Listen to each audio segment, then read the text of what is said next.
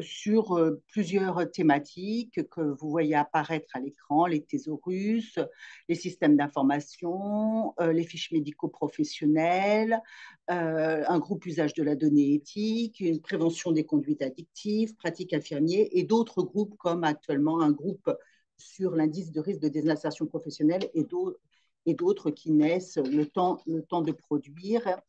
Euh, et bien sûr le groupe de travail Action scientifique en milieu de travail, toxicologie, qui est autour de la table avec moi, constitué de personnel des services qui sont tous toxicologues et médecins ou IPRP, docteurs ou ingénieurs. Vous les voyez apparaître à l'écran. Nous avons des membres de presque toutes les régions. Et c'est ces personnes enfin, certaines de ces personnes qui vont intervenir cet après-midi, tout le monde ayant participé à, à la fabrication de ce documentaire et au webinaire. On me dit qu'il y a une question. Le diaporama n'a pas démarré, Sébastien. Le diaporama n'a pas démarré à distance, on me dit. Alors, je vous prie de nous excuser. Vous avez eu raison de nous signaler que nous avions un problème technique. Le diaporama ne semble pas avoir démarré. Pourtant, il nous est indiqué qu'il est dans le partage. Qu'est-ce que vous voyez à l'écran là?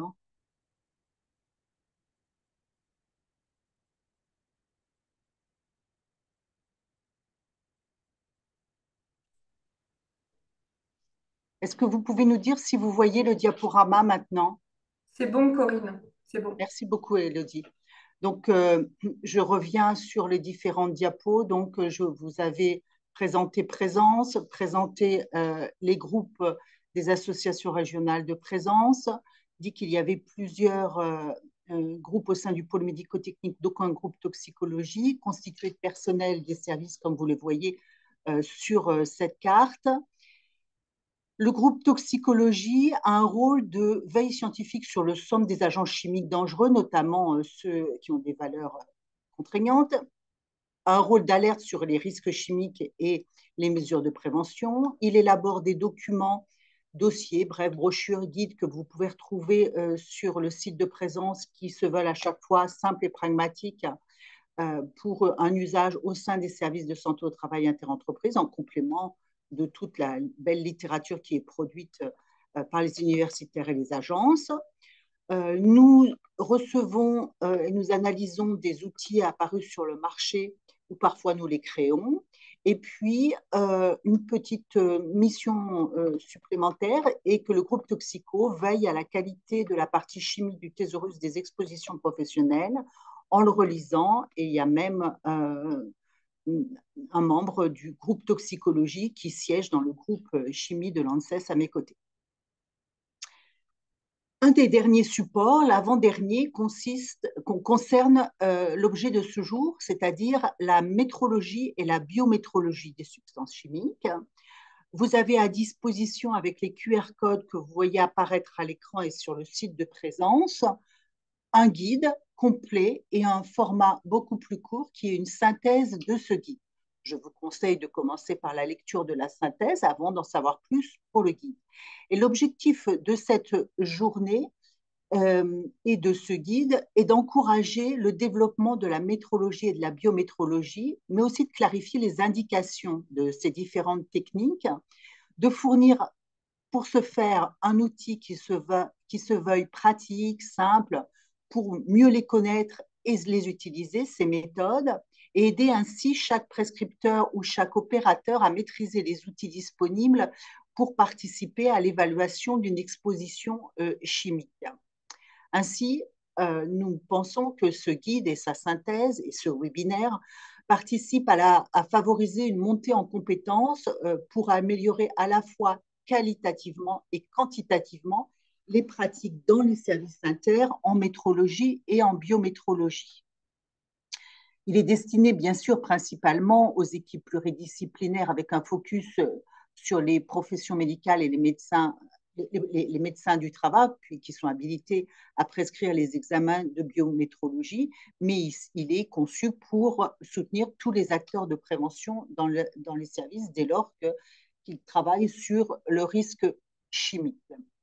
Le contenu du guide va aborder l'analyse des matériaux, la métrologie surfacique, la métrologie atmosphérique, la surveillance biologique des expositions professionnelles, chaque chapitre ayant la même structure, et nous l'avons fait à visée pédagogique avec les définitions, les indications, contre-indications, les intérêts et limites, l'analyse des besoins et les demandes spécifiques, la méthodologie pour la mise en œuvre pratique, mais aussi la méthodologie d'interprétation des résultats et aussi des conseils pour rédiger et restituer les comptes rendus. Un chapitre additionnel porte sur les ressources, notamment logistiques et RH, pour mettre en œuvre ceci au sein de vos services. Et en annexe, vous aurez des documentiques et des logigrammes dont mes collègues vont vous parler dans leurs interventions qui vont suivre la mienne. Le plan, donc, l'introduction que je viens de vous faire, Madame le docteur Élodie Leuillet vous parlera de la démarche globale et vous commentera un logigramme décisionnel qui vous sera une entrée en matière synthétique. Puis, Monsieur Olivier Balavoine vous parlera d'un exemple concret de métrologie surfacique, suivi d'un exemple de métrologie atmosphérique par Cosmine Patrascu et d'un exemple sur la biométrologie-métrologie par le docteur Chloé Leroy. Et enfin, je vous indiquerai en conclusion où vous pouvez trouver tout ce dont vous avez besoin. Pour poser vos questions, vous êtes 135 à peu près, donc nous ne pouvons pas vous ouvrir les interventions orales parce que nous ne saurions pas le traiter, c'est classique dans tous les webinaires, mais sur votre interface, sur votre écran, vous avez un endroit qui est marqué Q et R. Si vous cliquez dessus, vous pouvez rédiger une petite question. Et à mes côtés, j'ai un des membres du groupe, le docteur Claire Cabioche, qui, pendant que je parle et pendant que les autres personnes parleront, note toutes ces questions afin qu'à la suite de chaque intervention, la personne ayant présenté puisse répondre. Dès lors que nous verrons qu'une question est traitée par la suite, nous la sauterons. N'y voyez pas malice, mais c'est pour bien respecter le temps. Je vais maintenant passer donc la parole pour la démarche globale au docteur Élodie Leuillet, médecin du travail et toxicologue, membre bien sûr comme toutes les autres personnes du groupe toxicologie de présence et travaillant chez Orange à Lille. Alors, Élodie, êtes-vous bien là? Oui, je suis bien là. Bonjour à tous. Veuillez m'excuser, je ne suis pas sur le site de présence parce que j'ai une petite problématique d'enfant malade. Je vous présente donc ça de chez moi. Donc moi, ma partie concerne la démarche globale. C'est la partie un petit peu théorique avant les exemples. Donc je vais vous présenter la démarche globale concernant la réalisation d'une action en milieu de travail qui comprendrait des actions de biométrologie et de métrologie. Alors, à quoi ça sert? En premier lieu, ça peut servir à objectiver des activités ou des groupes à risque. On peut apprécier l'efficacité des mesures de prévention déjà en place dans l'entreprise. On peut conseiller des actions de prévention. Cela permet de contribuer à la traçabilité de l'exposition, notamment individuelle dans le dossier médical santé-travail du salarié et la fiche d'entreprise. Enfin, ça permet de sensibiliser les salariés et l'employeur sur la présence de polluants. Diapo suivante. Pardon. Excuse-moi, Élodie. Pas de souci. Alors, de quoi parle-t-on quand on parle de métrologie et biométrologie? Il y a 4 techniques utilisables en SPSTI. Il y a l'analyse de matériaux qui correspond à l'analyse de la composition d'un matériau brut, la terre, des matériaux de construction, voire même des fluides. On a la métrologie surfacique qui permet d'analyser la contamination des surfaces, que ce soit la paillasse, le sol, la table ou même la peau. La métrologie atmosphérique qui permet d'identifier et de mesurer les polluants dans l'air des milieux de travail. Et enfin, la surveillance biologique des expositions professionnelles que l'on appelle également biométrologie. Alors, ces outils, ce sont des techniques qui ne se suffisent pas elles-mêmes et qui s'inscrivent dans une démarche globale d'évaluation du risque chimique, qui repère les produits utilisés, mais également ceux émis, les matériaux, les modes opératoires et les process. Alors, ce qui est très important, j'irais même peut-être l'étape la plus importante, c'est l'analyse de la demande qui permet la formalisation d'un objectif attendu. Cette formalisation permet aussi de déterminer quelle technique est pertinente au regard des indications et des limites de chaque technique, donc ce qui va être un petit peu revu après avec mes collègues. J'insiste sur l'utilité de la prévisite qui est même, on pourrait dire, quasiment indispensable dans tous les cas, qui permet de vérifier 3 points. L'engagement de l'employeur, puisque si l'entreprise n'est pas participante et pas volontaire, vous n'allez pas arriver à grand-chose. Ça permet également, en analysant de manière qualitative le risque, d'affiner, de déterminer l'indicateur le plus pertinent par rapport à l'objectif, et enfin d'étudier la faisabilité technique. Alors, un petit point d'attention, c'est que le service de santé au travail ne réalise pas de contrôle réglementaire, il n'est pas COFRAC. Alors, qui peut faire la demande? Il y a plusieurs intervenants possibles. Donc, il y a le SPSTI, après une consultation avec un salarié ou après une AMT, ou alors dans le cadre d'une étude transversale chez plusieurs adhérents. Un deuxième intervenant possible, c'est l'entreprise elle-même qui souhaite évaluer l'efficacité des moyens de prévention mis en place. Et enfin, les partenaires institutionnels, par exemple la CARSAT ou l'INRS, dans le cadre d'études nationales ou dans un secteur professionnel spécifique. Alors, la stratégie de prélèvement, elle doit être formalisée également. Elle nécessite l'identification de la substance ou du traceur d'exposition le plus pertinent. Ça permet aussi de déterminer le moment de prélèvement le plus adéquat, qui va être fonction de l'activité, du process et de l'objectif, le nombre de mesures à réaliser et les salariés, les postes de travail à intégrer dans la campagne de prélèvement. Pour ce faire, on a plusieurs outils utilisables. On a Métropole pour la métrologie, Biotox pour la biométrologie. Ce sont des outils gratuits disponibles en ligne sur le site de l'INRS sans aucune inscription. On peut également compléter ces outils par une prise de renseignements individuels possible auprès des laboratoires accrédités et des laboratoires de chimie des CARSAT ou la CRAMIF.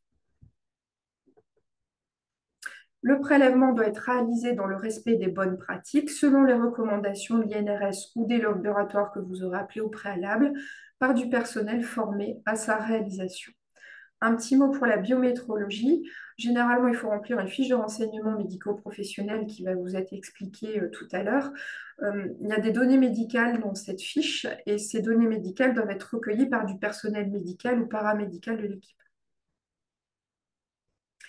L'interprétation. L'interprétation doit permettre de répondre à l'objectif défini lors de l'analyse de la demande et les résultats sont comparés à des valeurs de référence que vous pouvez généralement trouver sur Biotox ou dans la littérature ou sur Métropole.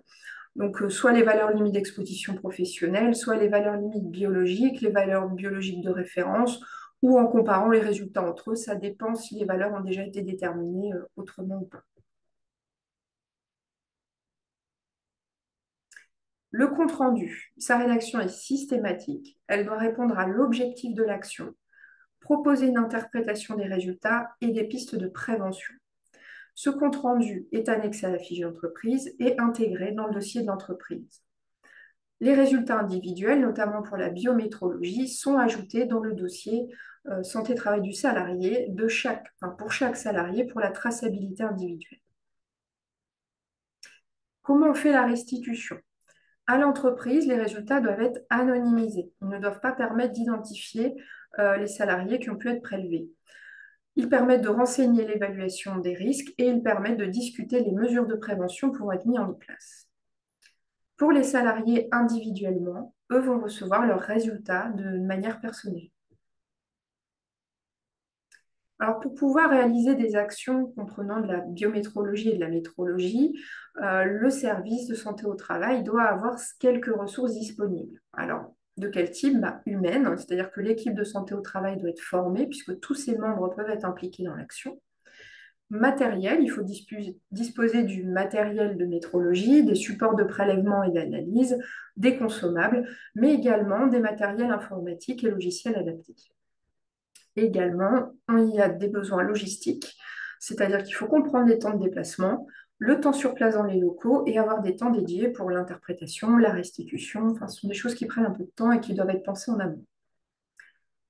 Là, je vais vous présenter, on vous propose en fait dans le guide un logigramme décisionnel pour essayer d'orienter un peu la décision, pour savoir si c'est pertinent ou non de faire une biométrologie ou une métrologie. Donc, ce logigramme, là, on va partir de la gauche vers la droite. Donc, à la gauche, je vous redis des choses que je viens de vous dire, c'est-à-dire que qui est à l'origine de l'intervention, bah, on a le SPSTI, l'entreprise ou les partenaires institutionnels qui sont demandeurs, ce qui va entraîner une analyse de la demande, une formalisation de l'objectif qui, globalement, a pour objectif de faire évoluer la situation. Et on a donc un peu au stade de prévisite, on va dire, le diagnostic du risque chimique qui se fait donc avec l'identification des substances, des procédés émis, des quantités, une analyse critique des fiches de données de sécurité ou des fiches techniques, enfin tous les papiers que pouvez avoir à disposition en fait, un petit tour de littérature pour voir les données d'exposition disponibles, voire utiliser les matrices emploi-exposition. Et on peut se servir pour faire une analyse qualitative des logiciels comme Serich ou Colibri. À l'issue de ça, quand on a fait en fait son diagnostic du risque chimique en fonction des éléments qu'on avait, on peut déterminer trois types de risques. Alors, le premier risque, on va dire, il est inacceptable. On sait qu'il y a une exposition. Bah, il y a peu d'intérêt à mesurer parce qu'on sait que de toute façon, il faut faire quelque chose. Donc là, on aura plutôt intérêt à mettre en œuvre de manière immédiate des mesures préventives. Le deuxième type de risque, c'est un risque qui ne peut pas être évalué avec le diagnostic du risque chimique qu'on a fait précédemment. Donc là, il y a un intérêt à documenter, à savoir s'il y a réellement une exposition, une contamination. Il y a un intérêt à faire la métrologie et la biométrologie. Troisième type de risque, le risque est maîtrisé, il est sous contrôle, on a une surveillance périodique qui est planifiée. Bah là aussi, peu d'intérêt à mesurer, sauf peut-être un changement de process ou enfin, quelque chose qui s'est modifié. Donc voilà pour cette partie-là. Du coup, je ne sais pas, si vous avez des questions sur cette partie-là, bah, c'est le moment. Est-ce qu'on a des questions dans le QR? Donc, les personnes attendent d'écouter la suite. Une Alors, question sur avoir, avoir le support à la fin. Euh, le, le, le diaporama et le replay, normalement, seront disponibles en fin de journée sur le site de présence. alors je vois qu'il y a deux autres questions. Alors, concernant les résultats anonymisés, cela concerne uniquement la biométrologie ou biométrologie-métrologie. Bah, la biométrologie, oui. La métrologie, c'est sûr que si c'est des prélèvements dans l'air, on sait où ça a été fait, il n'y a pas tellement d'anonymisation nécessaire. Néanmoins, si c'est de la métrologie peau, ça peut-être, peut-être. Et en fait, l'idée, c'est vraiment d'éviter de trahir le secret médical et aussi de cibler des salariés en particulier par rapport à l'employeur. Et quand on a des prélèvements qui, à la limite, sont réalisés que sur... faut essayer d'avoir des groupes homogènes d'exposition, au moins trois personnes.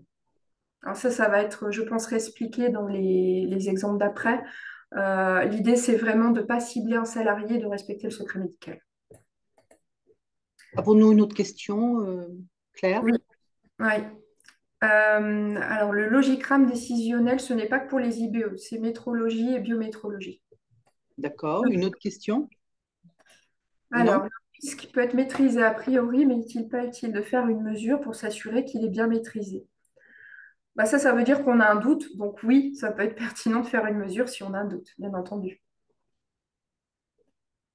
Une autre question? Non? Quand il y Alors, a une surveillance périodique, c'est par rapport aux mesures des VLEP.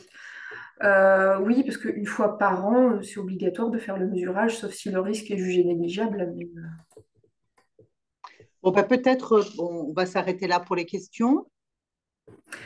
Du coup, bah, s'il y a d'autres questions, n'hésitez pas à les poser, on les reprendra un petit peu plus tard. Là, on va passer à la suite, donc sur un exemple concret d'application en métrologie surfacique qui va être présenté par Olivier Badawan, qui est toxicologue industriel et responsable conduite de projet à Prévention Santé Travail 14 à Caen. Merci Elodie, bonjour à tous. Je vais illustrer mes propos sur la métrologie surfacique par un exemple concret, effectivement, mais au préalable, je vais vous rappeler ce que c'est que la métrologie surfacique. C'est un des outils d'identification des dangers et il s'inscrit dans la complémentarité des outils qui sont disponibles et utilisables par les services de prévention et de santé au travail inter-entreprises. Donc, l'objectif de ces prélèvements surfaciques, qui peuvent être utilisés avec des prélèvements atmosphériques ou en partenariat avec la biométrologie qui peut être réalisée, c'est d'identifier en fait les dangers des agents chimiques sur les postes de travail et autour du poste de travail. Cette technique permet surtout de détecter et de quantifier par des analyses de laboratoire des agents chimiques qui sont émis et déposés sur les surfaces dans le but d'identifier leur présence dans l'environnement du poste de travail, soit lors des transferts ou des dépôts en fonction de leurs caractéristiques physico-chimiques. Elle contribue également à l'évaluation de la prévention du risque chimique, puisqu'elle permet de mettre en évidence les expositions par contact cutané direct, c'est-à-dire sur les parties découvertes de la peau, notamment le visage et les mains, parfois les avant-bras, et également les expositions cutanées indirectes par transfert dès lors que l'on touche des outils, des surfaces ou éventuellement les vêtements. Il existe à aujourd'hui deux grandes techniques d'échantillonnage, soit l'utilisation de lingettes imprégnées ou non, ou des systèmes avec des pompes de prélèvement qui permettent d'aspirer à travers un filtre la zone qui a été prélevée. Je vais illustrer l'exemple par les lingettes, parce que c'est celui-là qui est le plus couramment utilisé en service de santé au travail. Et ces lingettes, il faut savoir que parfois, elles peuvent être imprégnées ou en tout cas subir un traitement, soit au moment du prélèvement ou juste après le prélèvement. Elle va être repliée sur elle-même et introduite dans un tube en vue de son acheminement jusqu'au laboratoire qui effectuera les analyses. Laboratoire prestataire. Le laboratoire à réception effectuera l'analyse et en fonction des surfaces définies ou non définies, vous rendra soit un résultat exprimé en microgrammes par échantillon si vous avez essuyé des poignées de porte, une souris d'ordinateur ou éventuellement les mains ou le visage des salariés, et un résultat exprimé en microgrammes par centimètre carré ou en microgrammes par mètre carré, dès lors que vous avez des surfaces non définies, mais que vous avez utilisé des gabarits spécifiques, le plus souvent 10 sur 10, qui vous permettent, en fonction des méthodes de dessuyage proposées par l'INRS, de recueillir un maximum d'échantillons. La lingette est ensuite liée et mise dans le tube en vue de son acheminement au laboratoire. Alors l'intérêt de cette métrologie surfacique réside dans le fait de sensibiliser les travailleurs et leurs employeurs au lavage des mains et des tenues de travail. Elle permet une approche pédagogique et, en termes de sensibilisation du personnel. Elle permet de mettre en évidence un risque d'absorption cutanée, notamment le cas pour les chimiothérapies ou éventuellement le beryllium dans l'industrie aéronautique, et digestive, c'est-à-dire une contamination manu-portée. Donc, je prendrai l'exemple du plomb tout à l'heure. Elle permet également de cartographier, c'est-à-dire d'authentifier la surface de contamination, de caractériser la dispersion des contaminants et des polluants dans l'environnement du poste de travail et de vérifier l'efficacité des procédures de décontamination et des mesures de prévention qui sont déjà mises en place au sein de la structure, dans le but, bien entendu, de conseiller sur les actions de prévention l'employeur et les salariés. Cependant, elle présente des limites, notamment par rapport à l'efficacité du prélèvement. Elle va dépendre tant du préleveur que de l'état de surface. Effectivement, il peut y avoir des variations selon le fait que selon la pression par exemple, qui est exercée lors de l'essuyage, et ça nécessite parfois de multiplier les passages pour pouvoir recueillir un maximum d'échantillons sur la lingette. Pour tout ce qui est prélèvement par aspiration, les débits des pompes doivent être régulés et l'angle de la canule qui est utilisé lors des prélèvements par aspiration peut aussi contribuer à perturber cette efficacité de prélèvement. Concernant l'état de surface, on est souvent amené à rencontrer en entreprise des revêtements qui peuvent parfois être lisses, parfois rugueux ou hétérogènes. L'autre limite réside dans la représentativité des résultats. Effectivement, elle est influencée par le plan de prélèvement, c'est-à-dire le choix des surfaces et l'emplacement des prélèvements. Ça nécessite forcément de multiplier ces prélèvements pour pouvoir être le plus exhaustif en termes de représentativité. Et puis, bien entendu, une limite qui n'est pas des moindres, c'est l'interprétation des résultats. C'est-à-dire qu'aujourd'hui, nous ne disposons que de très peu de valeurs officielles, hormis pour le plomb et le beryllium, et que la présence d'une pollution ne présume en rien un risque d'exposition. Il n'est pas également pertinent de la comparer avec d'autres entreprises lorsqu'on est amené à faire des campagnes de mesure dans un secteur d'activité. C'était une technique en plein essor, c'est pour ça que ça méritait d'être cité dans le guide, car depuis 2008, on voit apparaître régulièrement des publications de l'ANSES ou de l'INRS sur ce sujet. D'ailleurs, l'INRS a développé 3 fiches métropoles dédiées exclusivement au prélèvement surfacique. Pour illustrer mes propos, nous avons été sollicités récemment par un dirigeant d'entreprise par rapport à un risque d'exposition dans sa surface de vente de plomb. Cette entreprise est spécialisée dans la vente d'articles de chasse et de pêche et dispose sur l'ensemble de son local, enfin sur une partie de son local, d'une armerie où s'effectue l'entretien et la réparation des armes et un tunnel de tir pour les essais. Alors, avant d'initier la démarche, l'idée, c'était de pouvoir recueillir un maximum d'informations auprès de l'employeur et des salariés, et ça passe nécessairement par une visite des locaux de travail, de manière à pouvoir recueillir des informations sur les équipements de protection individuelle et collective qui sont mis en place, et notamment les dernières mesures mises en place par l'entreprise, d'observer les situations de travail et notamment les circuits des travailleurs, mais également des objets. Et on entend par objet tant les armes neuves que les armes qui sont déjà utilisées par les clients qui sont apportées jusqu'à l'armurerie pour leur entretien et leur maintenance, que les munitions. Alors, les sources de plomb qui avaient été identifiées sont bien entendu les armes et les munitions, les plombs de pêche, et bien entendu, dès lors qu'ils font des tests et des essais dans le tunnel de tir, des gaz émis lors de ces tirs. Ce qui nous pousse à nous orienter vers plutôt des prélèvements surfaciques pour 3 raisons. D'une part, pour identifier les contaminations manuportées, les contaminations qui sont liées au procédé et les contaminations qui peuvent, par transfert de pollution, se retrouver dans des lieux qu'on n'aurait pas soupçonnés.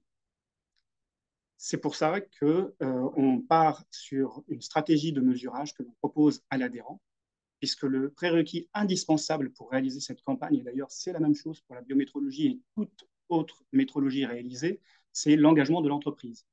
Il faut que l'entreprise soit partenaire dans cette démarche pour réaliser au mieux cette évaluation de la contamination des surfaces et des outils de travail, mais également d'évaluer les règles d'hygiène au travail. Alors l'idée dans notre démarche, c'est de mettre en évidence la présence de plomb dans des endroits inhabituels, en recherchant également sa dissémination au sein des différents locaux et de mettre en évidence la qualité du nettoyage collectif ou de la décontamination. À titre individuel, concernant les salariés, l'idée, c'est de voir éventuellement s'il y a un risque manuporté, et donc notamment de contamination au niveau des mains, de mettre en évidence la qualité de l'hygiène individuelle et surtout si les EPI sont mis à disposition et si, bien entendu, ils sont portés efficacement. Pour réaliser ces prélèvements, qui sont finalement simples et rapides à mettre en œuvre, il est nécessaire au préalable de se munir d'équipements de protection individuelle pour le préleveur. Le préleveur donc, se dote également de lingettes imprégnées qu'il aura commandées au laboratoire. Donc, j'insiste vraiment sur la nécessité de contacter le laboratoire au préalable pour savoir quel type de lingette et quelle imprégnation il est nécessaire de mettre en place. De partir avec des cadres spécifiques, des gabarits de 10 sur 10, plusieurs tubes pour pouvoir introduire chacune des lingettes et des saches pour respecter le double confinement avant l'envoi au laboratoire. Alors, ce que nous vous conseillons, c'est d'effectuer également un listing des zones prélevées et ne pas hésiter à demander des schémas ou des plans des locaux pour pouvoir matérialiser les différents sites de prélèvement. Chaque prélèvement fait l'objet d'une fiche qui est rédigée et qui sera envoyée avec l'échantillon au laboratoire. Mieux vaut en garder un exemplaire pour pouvoir plus facilement interpréter les résultats. Concernant l'interprétation des résultats, bien qu'il n'ait aucune valeur réglementaire de référence dans le Code du travail pour les prélèvements surfaciques, elle peut se faire de trois façons. La première, binaire, c'est-à-dire qu'on va identifier si le plomb est présent ou pas présent. Dans le cadre de notre étude, nous avons pu mettre en évidence des choses qui nous ont un peu surprises, par exemple du plomb sur les armes neuves. En fait, il faut savoir que les armes, quand elles arrivent de l'étranger, elles sont testées au banc d'essai national à Saint-Étienne, et donc ça veut dire qu'elles ont forcément contenu des munitions au préalable. Elles n'ont pas été forcément nettoyées, et donc à réception, il y a un risque effectivement d'être en contact avec ces poussières de plomb. Autre chose qui nous a paru importante de signaler, c'est la sortie du système de ventilation à l'extérieur du tunnel de tir, puisque c'est une zone qui est dédiée en fait à la restauration en extérieur l'été, où on retrouve à travers les planches en bois des résidus de plomb. Ce qui veut dire c'est que le système de ventilation installé en 2022, contrôlé en 2023, le système de filtration ne joue plus du tout son rôle. Nous avons également réalisé des prélèvements dans des lieux témoins. Et donc, on prend souvent, en tout cas pour ma part, les claviers des ordinateurs du directeur, puisque c'est une zone normalement qui n'est pas censée être contaminée par des polluants. La deuxième façon d'interpréter les résultats, ce serait une comparaison avec les valeurs de référence disponibles en France ou à l'étranger, généralement nord-américaines. Dans le cadre de notre étude, nous avons recherché en fait une dispersion de plomb en dehors de l'armurerie et des armes utilisées, et on a réalisé des prélèvements sur des surfaces de vente et des locaux administratifs. Et nous avons pu voir effectivement que sur des racks de rangement ou éventuellement la crosse d'armes qui n'ont pas encore servi, une concentration au plomb que l'on a comparée à la valeur fournie par le Code de la santé publique, puisque c'est la seule dont on dispose pour le plomb. Il est également possible de comparer les résultats entre eux, et notamment ceux des résultats d'autres campagnes réalisées au préalable. Dans le cadre du tunnel de tir, nous avons réalisé des prélèvements en lieu et site de ce qui avait été réalisé en 2013, en 2016 notamment, pour voir éventuellement si la situation s'était améliorée, s'était dégradée ou est restée similaire. Concernant la restitution et la traçabilité, le compte-rendu doit comporter à minima les coordonnées de l'entreprise, du médecin du travail, du préleveur, ainsi que la date du prélèvement, le contexte pour lequel nous sommes intervenus, avec les objectifs de la campagne, les rappels des valeurs de référence lorsqu'elles existent et des effets sur la santé pour les salariés, et de préciser la stratégie de prélèvement ainsi que les résultats et leur interprétation. Bien entendu, nous devons de fournir des pistes de prévention et de rédiger une conclusion. Concernant la restitution, elle peut se faire de deux façons, elle doit se faire de deux façons, individuelle dès lors que les résultats concernent des salariés spécifiquement, notamment par des prélèvements corporels avec une information du coup sur les risques et les mesures de prévention, et au niveau collectif, auprès de l'employeur, des représentants du personnel ou de collectifs de salariés. À titre d'exemple, ce que je voulais vous montrer, c'était les résultats du lavage des mains de chacun de ces agents, où on voit en fait l'efficacité indéniable du lavage des mains, qui permet, par une approche didactique, d'insister sur l'hygiène industrielle. Et reste à venir les plombémies qui sont prévues à la demande du médecin du travail. Je vous remercie de votre attention. Je reste à votre disposition pour les questions.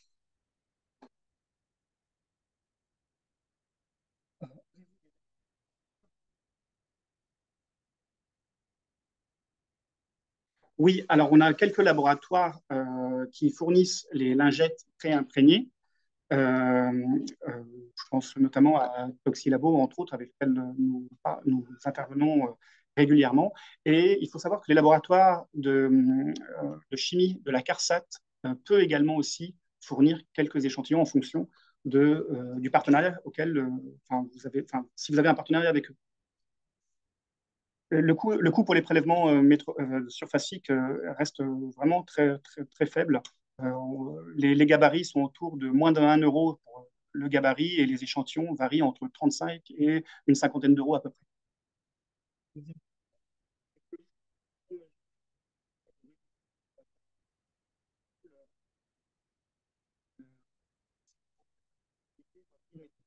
Oui, il faut, bien entendu, c'est lors de la prévisite qu'on identifie c'est lors de la prévisite qu'on identifie sur quel type de support nous allons réaliser les prélèvements et en fonction de ça, on choisira soit les lingettes, soit un système d'aspiration. Est-ce qu'il y a d'autres questions?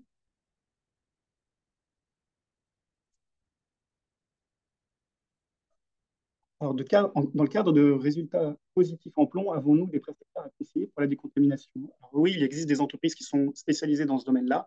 Alors, je n'ai pas forcément les noms à vous fournir là, mais c'est quelque chose qu'on pourra effectivement vous communiquer par la suite. Je pense qu'il n'y a plus d'autres questions. Donc, je vous remercie de votre attention. Je vais laisser donc la parole à Cosmine Patrachkou, coordinateur de la cellule risques chimiques et industrie de la METRA 06 à Nice, qui va vous parler de métrologie atmosphérique.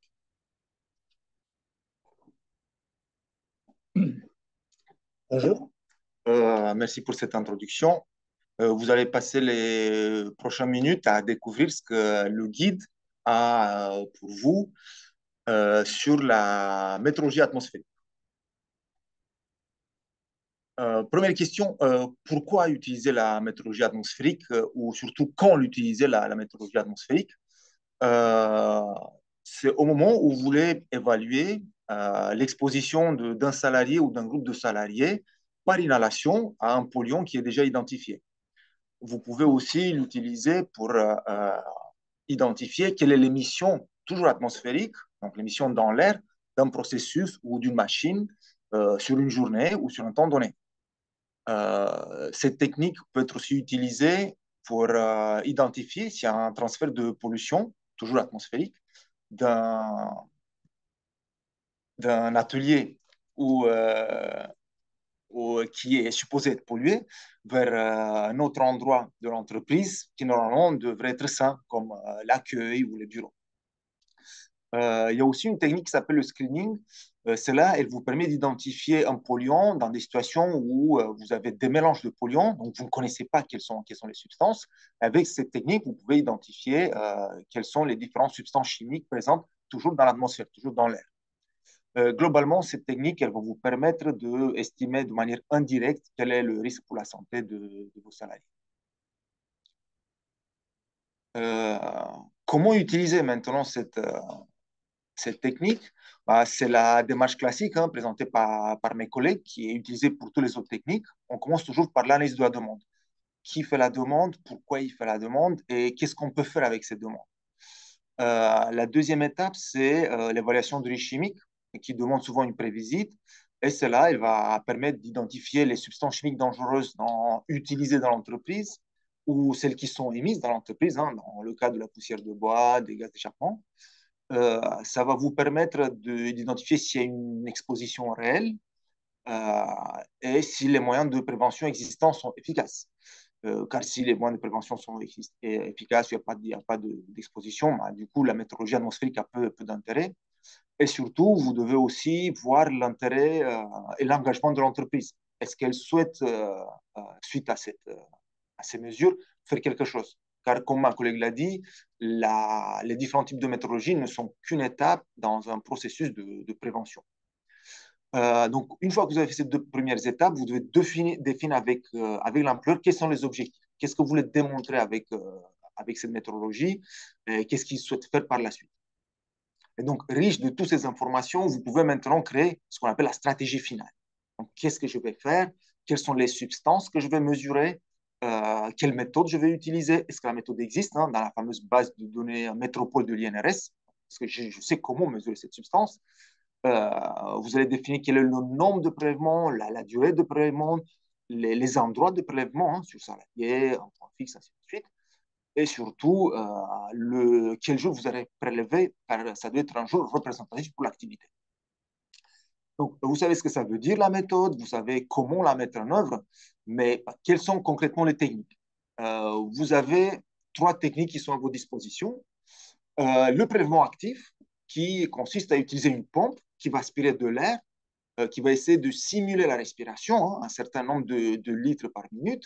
Mais avant que l'air rentre dans la pompe, vous allez mettre un filtre ou un autre média absorbant sur lequel les polluants vont se déposer. Et ce filtre est envoyé au laboratoire qui, lui, il va l'analyser, il va faire le calcul et il va vous rendre le résultat, une concentration en milligrammes ou microgrammes par mètre cube. Donc, c'est ce que le salarié aurait pu respirer pendant le temps qu'il a été exposé. Une autre technique, c'est le prélèvement passif.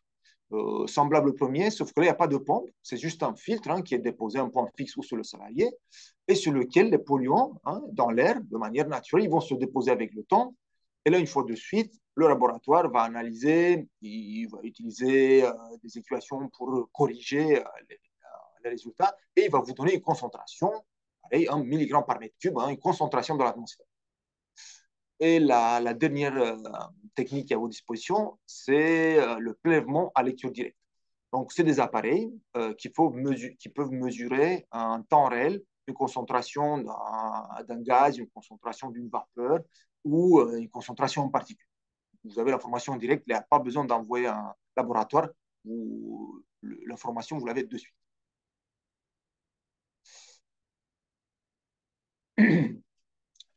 Assez par les théories, vous voulez savoir comment on va utiliser cette méthodologie dans un cas réel.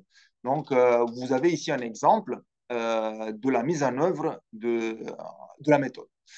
Un SPSTI reçoit une demande d'un employeur qui souhaite mesurer l'exposition aux poussières de ses salariés. On analyse la demande. Donc, il s'agit d'un fabricant de bateaux en matériaux composites, polyester, fibre de verre, qui a une cabine artisanale de ponçage et sur laquelle il a fait des mesures de ventilation pour conclure que sa cabine fonctionne bien. Mais afin d'avoir le cœur net et d'avoir l'information que ces salariés ne sont pas exposés, il fait appel à nous. Donc, on a fait cette analyse de la demande. On effectue une prévisite. Lors de la prévisite, on observe qu'il y a bien des opérations de ponçage, des barbages de finition qui émettent beaucoup de poussière. Cette poussière, elle est principalement composée de polyester polymérisé, la matière première, de catalyseurs et aussi de verre à cause des fibres de verre.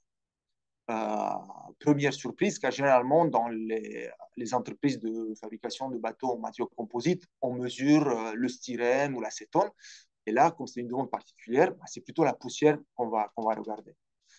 Et les tests initiaux au fumigène qu'on fait lors de cette évaluation, on montre qu'il y a une efficacité de la cabine, mais jusqu'à une certaine distance.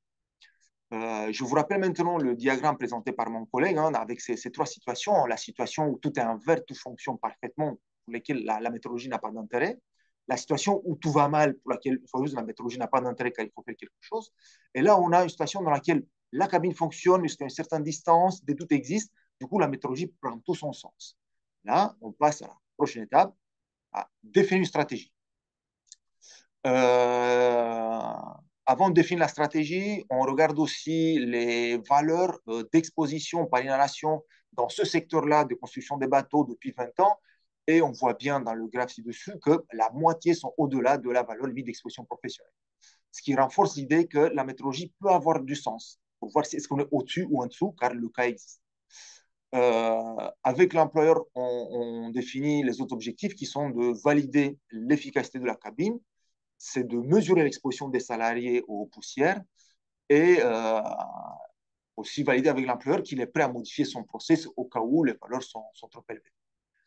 Et la stratégie choisie est de faire un prélèvement pour chaque salarié, parce qu'il y en avait 2 qui travaillaient dans la cabine, un prélèvement d'ambiance de la cabine pour voir la poussière qui existe dans la cabine et voir l'efficacité dans la cabine, et un prélèvement ambiant dans l'atelier. Ici, c'est pour voir s'il y a un transfert de pollution de la cabine vers l'atelier. La méthode existe, c'est la métropole 214 qui détaille qu'est-ce qu'il faut mesurer, quel type de filtre, à quel débit, donc on l'a mis en place. Et en plus, on a fait des prélèvements en lecture directe pour identifier quelles sont les phases les plus polluantes et qui vont nous permettre par la suite, si besoin, d'avoir des conseils plus pertinents, des conseils pour lesquels on est sûr d'avoir une efficacité. Vous avez maintenant les résultats obtenus et vous avez 2 figures en bas, une à droite avec le salarié, avec la pompe dans le dos et le filtre sur l'épaule pour mesurer l'exposition de l'individu, et à gauche un point fixe, la mesure un point fixe dans l'atelier. Et les valeurs obtenues, pour les salariés, 3,9 et 1,6 mg par mètre cube. Pour la cabine, 1,7 mg par mètre cube. Et en dehors de la cabine, dans l'atelier, 0,9 mg par mètre cube. Ces valeurs, bien qu'inférieures à la valeur limite d'exposition professionnelle qui est établie par un règlement du Code du travail qui est de 4 mg par mètre cube, elles sont assez proches.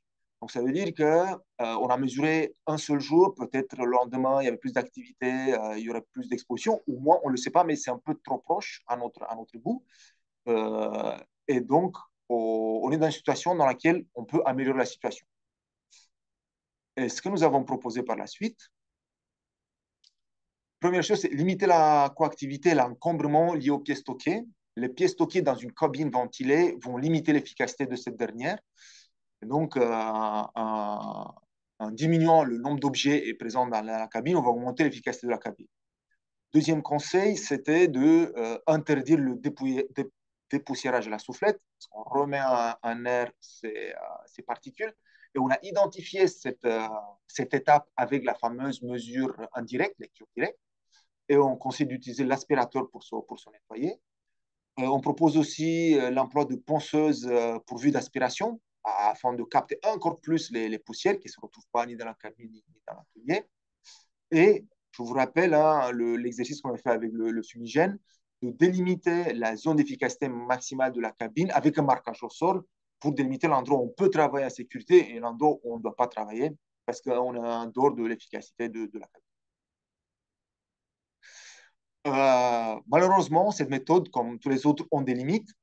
Une des limites, c'est que vous allez mesurer avec cette méthode les concentrations que dans l'air. Vous n'allez pas mesurer les substances qui passent dans le sang, qui passent dans le corps du salarié. Le nombre de méthodes de prélèvement est limité. Donc, on ne sait pas mesurer toutes les substances chimiques. Il y a un certain nombre assez important, mais on ne sait pas toutes. Et aussi, on est limité aussi en concentration. On ne peut mesurer que jusqu'à une certaine concentration. En dessous, on ne sait plus mesurer, ce qu'on appelle la limite de quantification. Aussi, autre alerte, c'est ce qui nous a permis aussi de faire ces conseils, c'est que le niveau, on va le mesurer à un moment précis. Ça veut dire qu'un jour J. Ça ne nous dit pas quelle est l'exposition du salarié tout le long de l'année. Donc, il faut prendre en compte que peut-être il y a des jours où il va être plus exposé, des jours où il va être moins exposé. Ce qu'il faut prendre tout le temps des marges d'erreur. C'est pour ça que même si lors de l'interprétation, on est inférieur à VLEP, si on est assez proche, il faut toujours être au niveau le plus bas techniquement possible.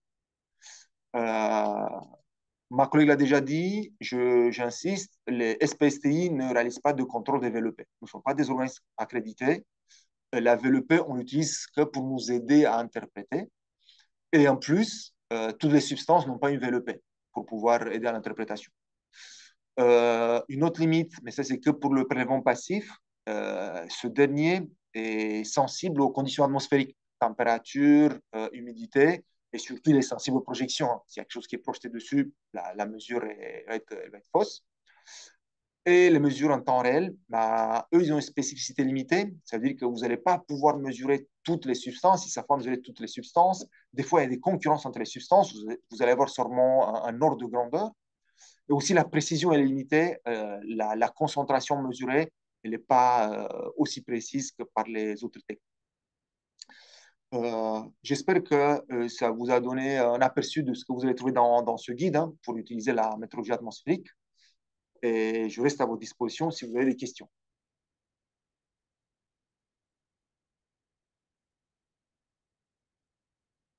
Quelqu'un demande si vous allez avoir le support de le webinaire à la fin. Ah, pardon. Ah, ok. C'est là.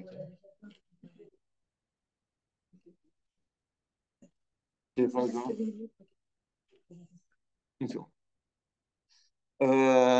Généralement, le prélèvement passif a de l'intérêt. Il y a plusieurs situations. C'est cette fameuse analyse de la demande et prévisible qui définit. Je vais donner quelques exemples qui ne sont pas exhaustifs. Imaginons que vous voulez mesurer la concentration des substances dans un stockage ou dans des bureaux. Un point fixe sur longtemps, sur une semaine, sur 2 semaines. Là, la pompe ne peut plus répondre parce que les pompes vont fonctionner quelques heures. Et là, le prélèvement passif peut avoir tout son intérêt. Vous pouvez aussi utiliser le prélèvement passif quand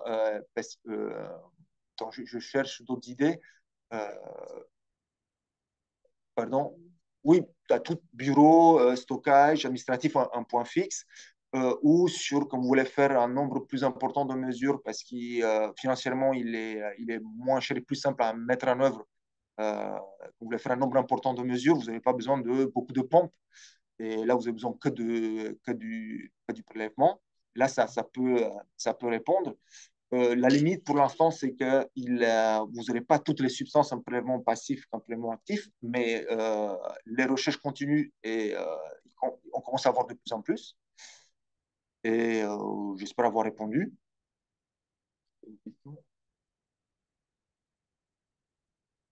OK. En fait, le prélèvement passif, là, vous devez interroger, enfin, chaque filtre correspond à une substance. C'est pareil pour le prélèvement actif, où enfin, chaque filtre correspond à une classe de substance. Les informations, où vous les trouvez dans la base de données métropole, vous allez dans la base de données métropole, vous écrivez le nom de la substance ou le numéro classe de la substance, et vous allez avoir les méthodes. Et dans les méthodes, vous avez la référence du filtre. Et si vous voulez aller encore plus simple, vous appelez ou le laboratoire d'analyse ou le laboratoire de la CARSAT de votre région. Ils se feront un plaisir de vous répondre. Ils font des centaines de mesures par an. Vous lui dites la substance, ils vous donnent la référence du filtre, que ce soit pour prélèvement actif ou prélèvement passif. Il n'y en a pas un qui marche pour tout. Sauf pour les poussières. Non, non, même pas pour les poussières. Oubliez. Il n'y en a pas un qui marche pour tout. Il y a d'autres questions?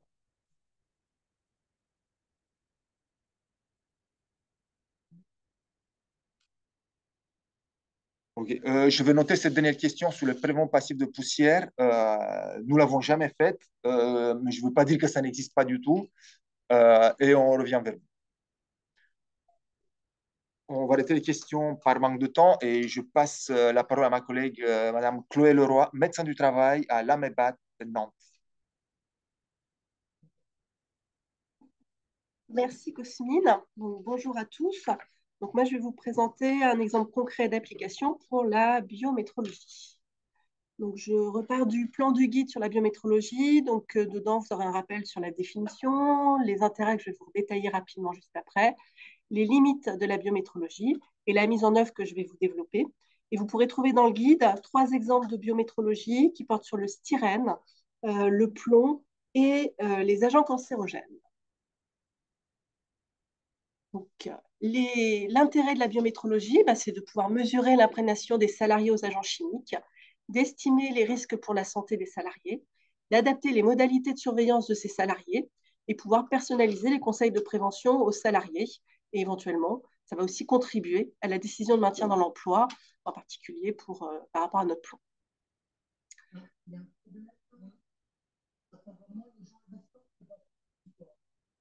Pourtant, je le fais défiler de la même façon.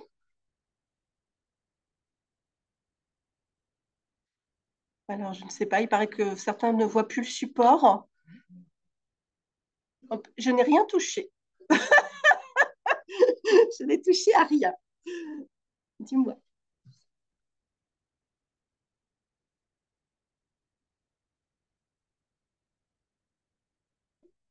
Attendez, peut-être. Là, est-ce que vous le voyez? Non, mais il n'y a plus de partage. Est-ce que là, j'en vois? C'est bon, merci. D'accord. Eh bien, je reprends. Donc, moi, je vais vous développer l'exemple de la biométrologie, la mise en place d'une métrologie. Donc, je vais vous détailler la mise en œuvre dans la réalisation de chromurie dans une entreprise qui réalise du chromage électrolytique dit chromage dur. Donc, l'origine de la demande vient du médecin du travail qui a constaté en visite d'embauche un jeune salarié metteur au bain qui présentait des lésions cutanées marron au niveau des cuisses qui évoquaient un contact avec les bains chromes parce que les cuisses étaient vraiment au niveau des bains quand on fait la mise des pièces dans le bain. À partir de cette demande, on est parti sur l'idée que ce serait peut-être intéressant d'évaluer de façon individuelle et collective l'exposition au chrome de ces salariés. On a bien sûr des prélèvements atmosphériques qui sont faits par l'entreprise sur le chrome qui a des valeurs contraignantes. Mais là, au vu des contacts cutanés, il était intéressant de rajouter l'aspect global de la pénétration du chrome dans le corps du salarié. Et donc, on est parti sur des chromuries. Et en fait, dans cette entreprise, il est régulièrement réalisé des chromuries.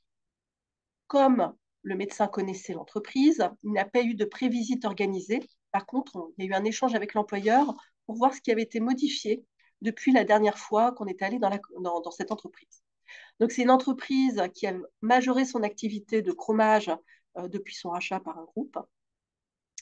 Donc, on a 9 salariés au total qui travaillent autour des bains. Donc, il y a 2 metteurs au bain, puis des gens qui accrochent les pièces, qui préparent les pièces, c'est-à-dire qui vont cacher les zones qui vont être chromées. Puis, il y a des décrocheurs. C'est une entreprise qui cherche à ne plus utiliser le Chrome 6, mais sur cette activité, aujourd'hui, il y a une limite technique, ils n'y arrivent pas. Ils se sont déjà mis en place une aspiration au-dessus des bains de chrome, des balles aussi en plastique pour limiter les projections et les éclaboussures. Les salariés sont équipés d'une tenue de travail, de gants en nitrile. Et depuis peu, l'employeur a mis en place des masques respiratoires. On avait déjà des campagnes de métrologie, donc on pouvait s'y référer aussi pour démarrer cette nouvelle campagne. Donc, pour faire le choix de notre indicateur de biologie d'exposition, dans le cadre de notre stratégie de prélèvement, on se réfère à Biotox dans l'INRS. Et donc, pour le Chrome 6, on choisit de réaliser des chromeries en fin de semaine. Pour cet indice biologique d'exposition, on a une valeur limite biologique par l'ANSES qui est de 2,5 microgrammes par litre ou 1,8 microgrammes par gramme de créatinine en fin de semaine. Il se trouve que cette entreprise est dans une ville, vraiment au milieu d'une ville, et on a un laboratoire qui est juste à 5 minutes de cette entreprise. Donc, on a pris contact avec le laboratoire préleveur pour savoir avec quel laboratoire d'analyse éventuellement il fonctionnait. Il travaillait avec un laboratoire d'analyse qui a une très bonne limite de quantification. On a pu vérifier cette donnée dans Biotox, et donc, on a travaillé avec lui. Nous avons récupéré donc les flacons dans le laboratoire de prélèvement et puis nous avons donc mis en place notre plan de prélèvement. On a fait le choix de venir à 2 membres de l'équipe, un médecin et un infirmier. Puisqu'on est sur des données médicales, il faut au moins un des deux, un médecin ou un infirmier dans l'équipe qui va faire de la pluviométrologie. Le but était d'observer les postes, de remplir les fiches de renseignements médico-professionnels, de récupérer les échantillons auprès de nos salariés. On a fait le choix de prélever l'ensemble des salariés qui sont sur les bains de chromage. Donc, nos 9 salariés. Donc, on n'a pas eu à constituer un groupe d'exposition. Nous avons réalisé les dosages le jeudi, ce qui est un équivalent d'une fin de semaine, pour permettre en fait à nos échantillons d'être transportés le vendredi et pouvoir arriver sans attendre, sans qu'il y ait d'attente au niveau des transports du fait du week-end. Et puis, donc les prélèvements étaient réalisés dans l'entreprise après que les salariés se soient changés et lavé les mains. Avant la réalisation de cette biométrologie, nous avons préparé les flacons, les étiquettes, nous avons commencé à renseigner les fiches de renseignement médico-professionnel. Et dans le guide, vous aurez des fiches de renseignement médico-professionnel qui sont pré-remplies pour un certain nombre d'indices, comme le benzène, le benzoapyrène, le cadmium, le chrome, l'isofurane, le mercure, le plomb, le styrène et le toluène. Lors des prélèvements, nous avons aussi rédigé les prescriptions. Je vous montrerai la prescription type juste après. Lors des prélèvements, il faut bien sûr s'assurer de la confidentialité des échanges avec les salariés parce que certaines questions sont de l'ordre du médical. Il faut aussi s'assurer des bonnes conditions de prélèvement, donc rappeler aux salariés qu'ils doivent nous donner leur échantillon après s'être changés et au minimum laver les mains.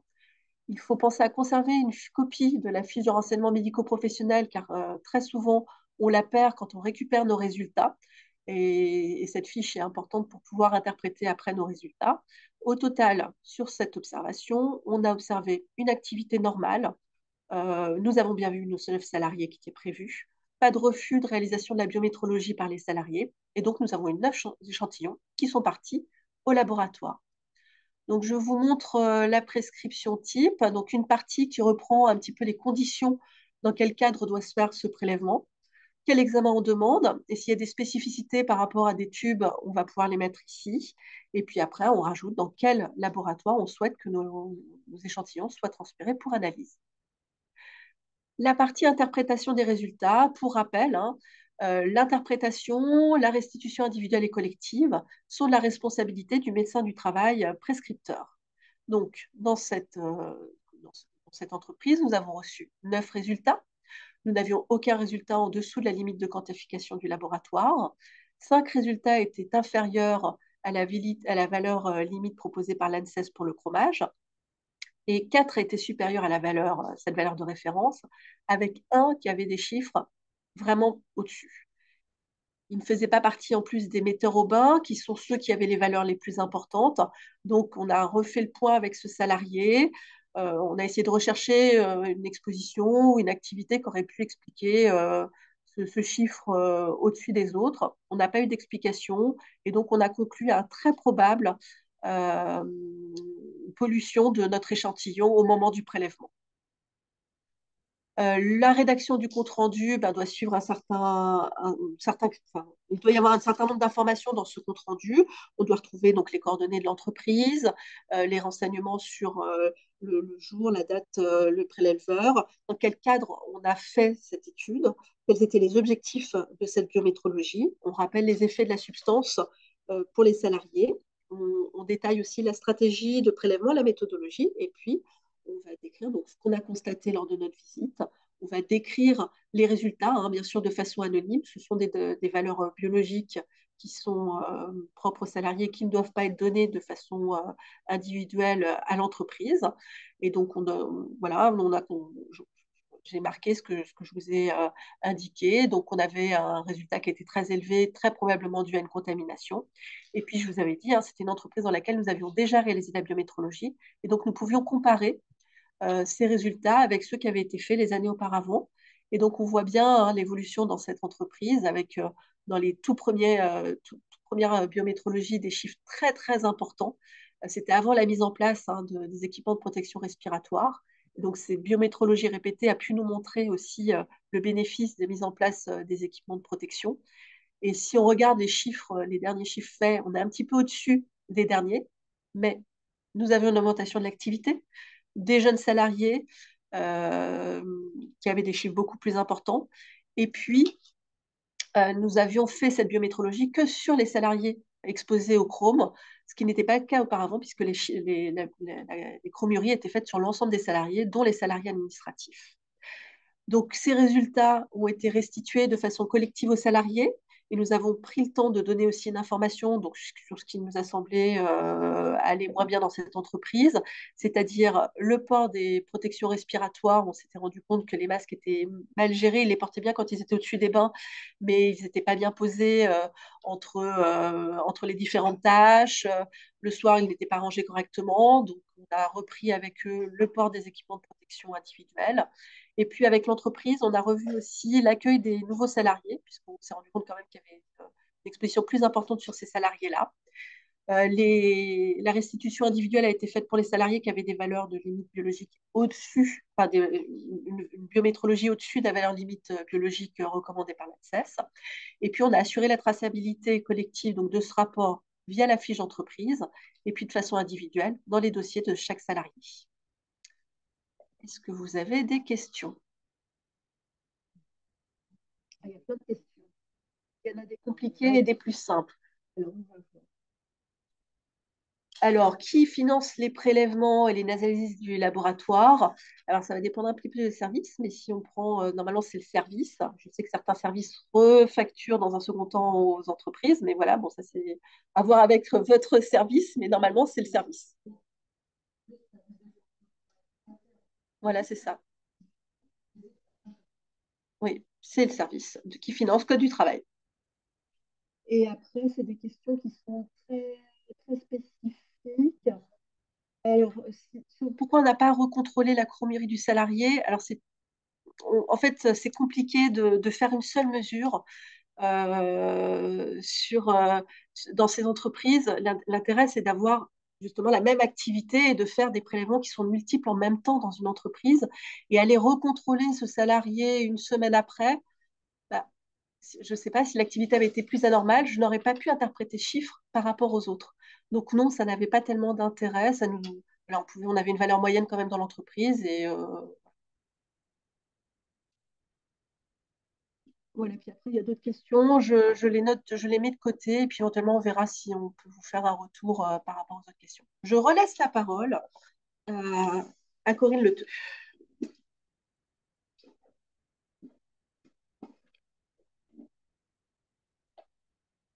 Oui, mais j'espère que cette présentation vous a donné envie d'aller voir plus la synthèse et le guide, où vous allez avoir de façon beaucoup plus détaillée que ce qu'on peut faire en 1 heure, hein, des éléments que l'on a voulu pédagogiques, hein. Ce guide et cette synthèse, ils sont consultables et téléchargeables sur le site internet de Présence dans l'espace ressources, avec un accès depuis le guide par lien hypertexte et QR code à toutes les annexes, le logigramme décisionnel que vous avez vu tout à l'heure, des rapports d'intervention type, des fiches de renseignements médico-professionnels, aussi des documents de restitution type, des aides à l'interprétation des résultats. Donc, présence, partie accessible à tout le monde, dans ressources et dans la partie médico-technique toxicologie, vous avez cet accès au guide. Il sera, si nécessaire, réévalué et mis à jour périodiquement par le groupe de travail toxicologie. Et donc, encore une fois, vous avez les modèles et les canevas qui sont modifiables. Nous avons, je crois, atteint 15 heures et même dépassé parce que nous avions envie de beaucoup vous raconter de choses. Toutefois, si certains d'entre vous souhaitent rester, nous pouvons répondre aux questions supplémentaires. Il ne reste plus que 11 personnes, Sébastien? 79. Donc peut-être quelle formation recommandez-vous pour la métrologie atmosphérique et surfacique pour l'équipe pluridisciplinaire? Je ne suis pas sûre que nous ayons à nous positionner sur un organisme ou pas.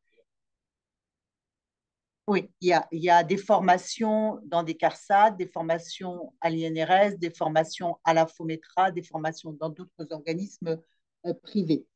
Il nous est difficile, compte tenu de notre proximité à présence avec la FOMETRA, de prendre un positionnement. Non, nous n'avons pas d'attestation de présence.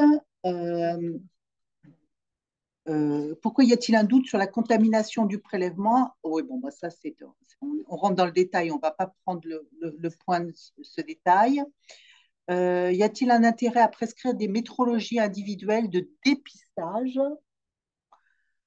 lors des consultations médicales individuelles? Donc, le salarié se rend donc de lui-même au laboratoire en fin de poste, fin de semaine. Bah non, on ne fait pas des dépistages par biométrologie. Voilà. À part le plomb, mais qui est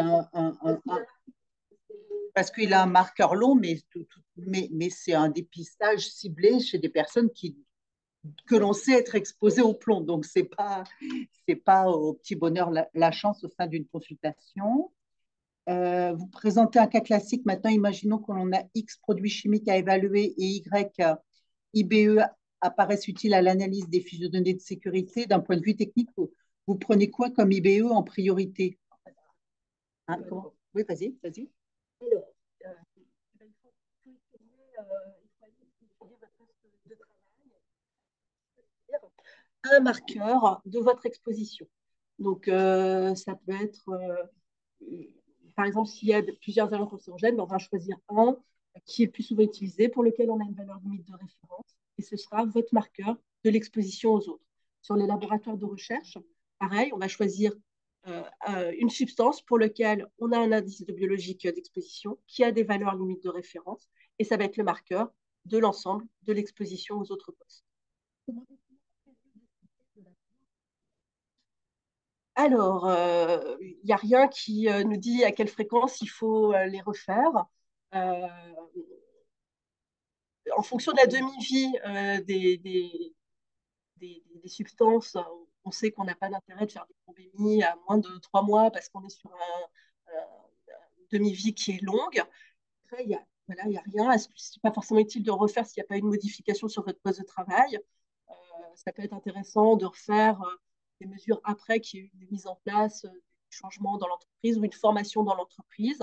Mais il n'y a rien aujourd'hui qui définit les fréquences. C'est compliqué de vous répondre. Et puis après, ça dépend aussi du coût parce que ça reste malheureusement assez cher, la biométrologie. Je crois que maintenant, pour le respect du timing, quand même, On va devoir arrêter pour respecter les personnes qui elles-mêmes ont dû partir. Toutefois, si vous en avez la possibilité, n'hésitez pas dans le question-réponse à nous dire si ce webinaire vous a aidé et ce qui serait améliorable le cas échéant. N'hésitez pas, c'est toujours de webinaire en webinaire, on tente de s'améliorer, de retirer les petits aléas techniques, mais nous vous prions de nous excuser, il y en a encore eu cette session-là. Nous n'en faisons pas à longueur de journée et donc nous avons des marges de progrès.